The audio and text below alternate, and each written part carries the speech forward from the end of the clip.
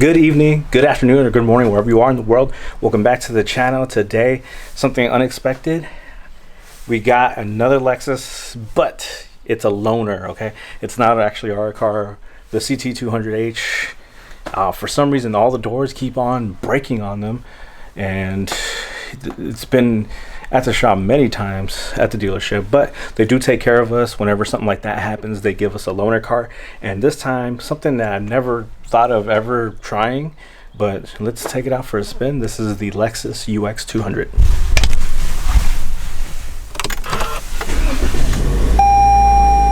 All right, first off, looking at the interior in the Lexus UX 200. Now I gotta say, this is something Lexus always does right. I mean, this interior is looking beautiful, and you know, first impressions, like again, Lexus, they always do it right. Look at that, just super quality, good looking stuff. It's only when you start to kind of nitpick at things when you realize, you know, some things are not perfect. Like look at that plastic piece right there. It actually hit my knee coming in with that, you know.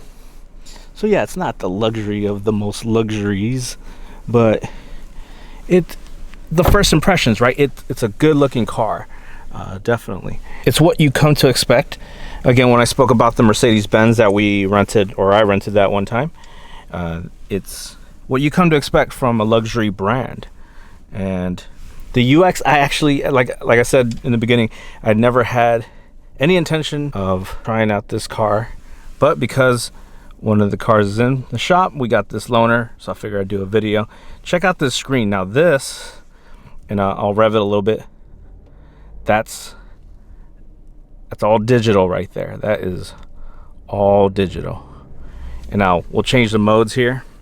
You know, I'm not gonna go too much into detail, but yeah, you got your different modes up here. You got your sport, your normal, you press in, and then you got your eco. So we're in normal right now. I'll go switch it down to eco, and that changes slightly. And the cool one, sport mode. Look at that, it gets angry at you. And then we'll go back to normal. Pretty cool. We'll give that a spin. This screen up here, I wish the whole thing was a screen, but really it's just up to here to there. And you got your analog clock there. I'm a watch person, so I could appreciate that, but others will probably just use that clock right there. No offense, but I know you can't tell time on that. Just kidding, just kidding. Like most cars nowadays, this has a start-stop engine. You got your CD player down here. And I think, you know, I'm sorry, I really didn't do my research, but I'm pretty sure this is where you could place your phone. It won't move around, and it may charge it, not sure. But you do have a pop-up charger here, or a cigarette lighter adapter, or a cigarette lighter. A couple cup holders. All your controls right here. This is like a mouse pad where you see that moving around up there.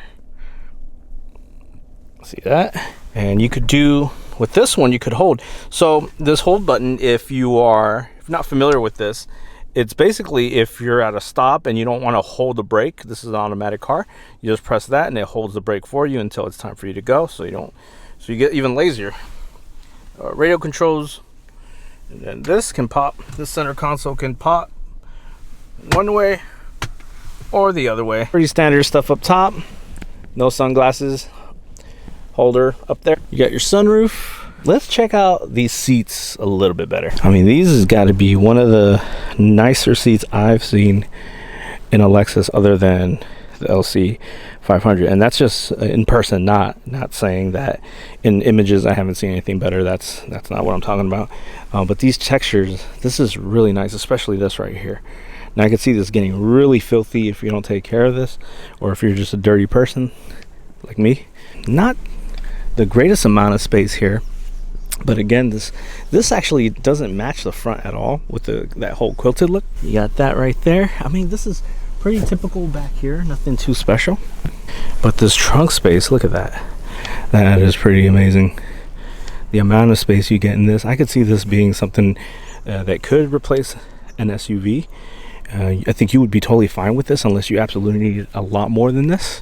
This actually reminds me, I was telling Trent, this reminds me of the Cybertruck call me crazy, but if you look at this and compare it to the Cybertruck at night, that light bar, not that I've seen one in person, but that light bar kind of reminds me of that. We might as well go around to the front and check that out.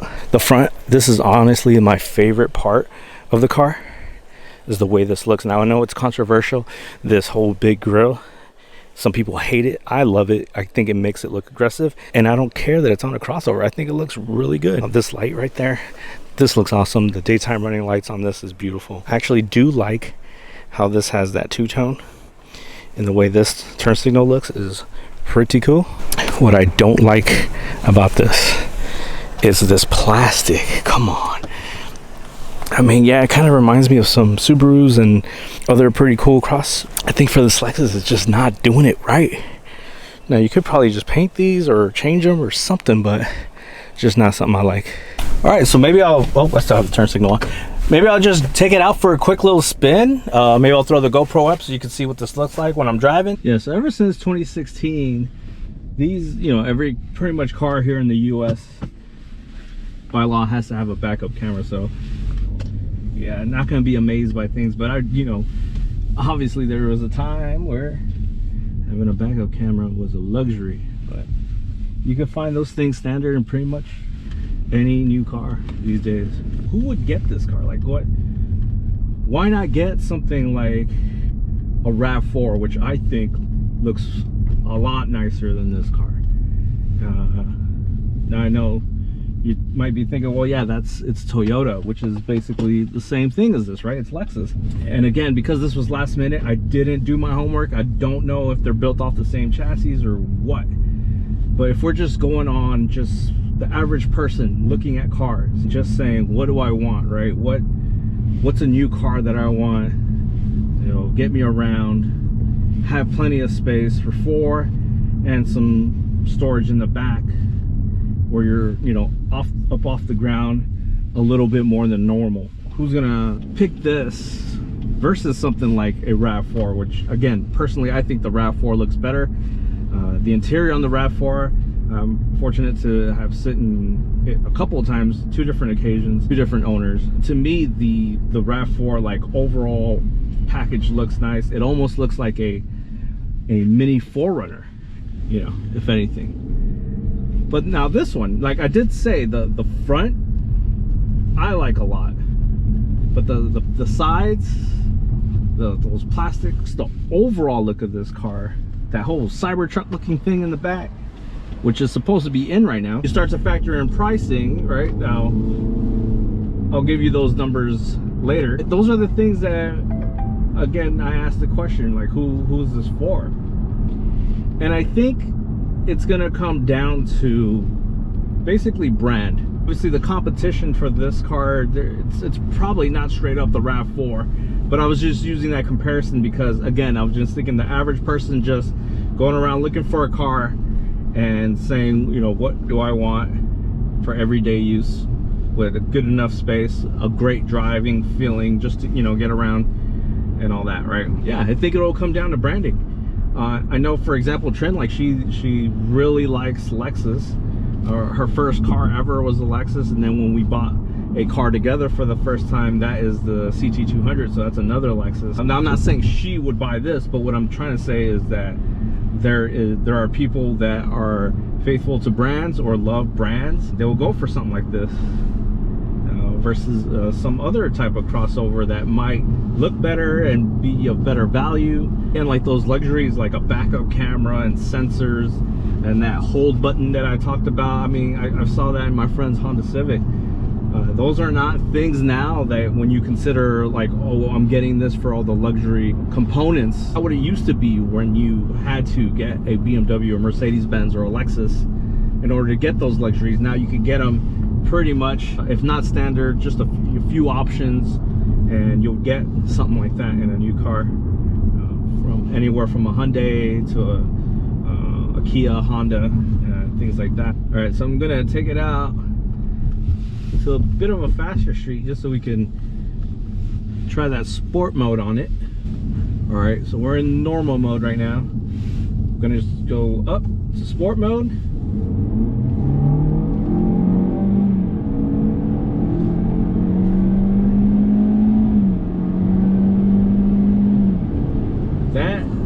sounds pretty good. Now that's all engine noise, obviously, but I know like the CT200 that we have has a sport mode also, and to be honest, the CT200, when you throw in sport mode and you push it that hard, it doesn't sound as good as this. It actually sounds more like it's struggling, like it's pushing for dear life, right?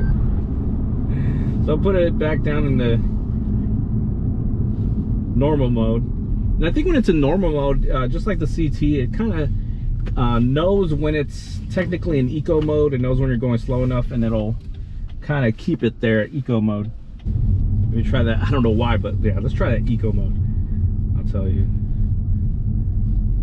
Yeah, you definitely, if you really wanted to go faster, you'd have to press it a lot harder when it's down in that eco mode. Put it back to that normal mode. But yeah, the drive, oh, it's so smooth. Now that's what another thing I was gonna say about this car. Like, oh, this would be really nice to take down Highway 1 on a road trip. Now, this is not thinking Highway 1 to go rip it down the coast in a convertible like I would in the Porsche. I'm talking about just a relaxed, smooth, no rush, playing your favorite music, and you got the luggage in the back, you know. That's the kind of drive I'm talking about with this. That would be really nice. So I'm gonna go ahead and park it before the sun goes down, because I did say good evening when I first spoke. And that's because it's almost 7 p.m. here in California at the time that I'm recording this. The sun's gonna be out for maybe an hour more. So this is technically golden hour, but it does not look golden. All right, so I looked up a couple of things, and those couple of things were, since I don't know why I was doing it, but I did the comparison of the RAV4 versus the UX. And yeah, it's about $10,000 as far as starting price. That's the difference. Yeah, a bit under 10 grand. So like the UX, this one here, the starting price is $32,300.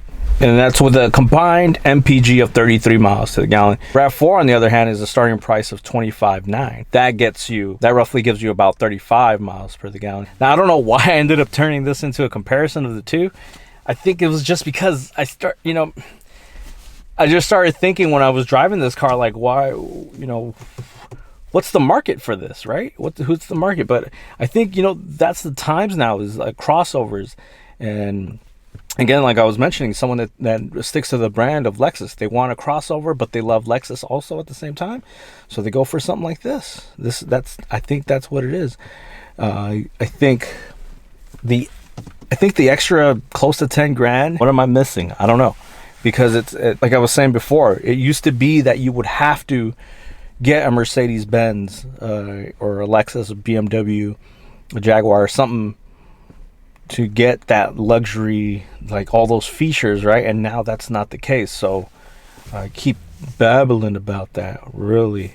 But honestly, when I'm driving the car, not thinking about exactly what it is I'm driving, but the actual feel behind the steering wheel, the height that we're at in this car, the way the seats feel, the way the road feels with this car, the way things are kind of like set up for the driver, those things feel nice. They feel luxury, again, like a Lexus should. The stereo system sounds good in this car. It's just soft, a nice ride. And you saw when you put it in sport mode, it could go up if you really wanted to, if you needed to, right? Again, not thinking about overall what you've gotten and why you've gotten it, just that pure feeling. It is nice, so I admit that. I don't know where I'm going with this, to be honest. I'm just giving you guys my impression of the car, and it somehow turned into a comparison of a car I've only sat in, haven't driven. So maybe I should drive a RAV4. Hey, I know a couple people that have one. Let me borrow it. Again, it feels like a car just to drive, point A, point B. It's for some people, not for me. And I didn't mean to rhyme, but I guess I did. But yeah, let's take it back home. I'll wrap this up. Let's go.